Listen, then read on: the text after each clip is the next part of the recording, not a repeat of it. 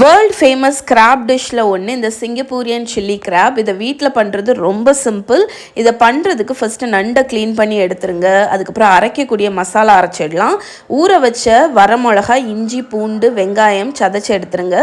ஆயிலில் இந்த மசாலாவை போட்டு 2-3 மினிட்ஸ் பச்சை ஸ்மெல் போக வதக்கிடுங்க. வதக்குனதுக்கப்புறம் இதில் தேவையான அளவு சுகர், கொஞ்சம் சால்ட் போட்டு மிக்ஸ் பண்ணிவிட்டு நம்ம க்ளீன் பண்ணி உடச்சி வச்சுருக்கிற கிராபை போட்டு டாஸ் பண்ணிடுங்க.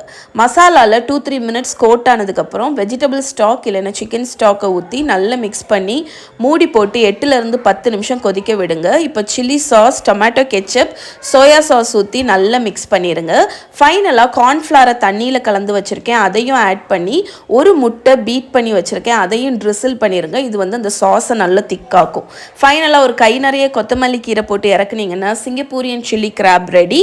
இதோட ஃபுல் ரிட்டன் ரெசிபி yummytummyarthi.com இருக்குது.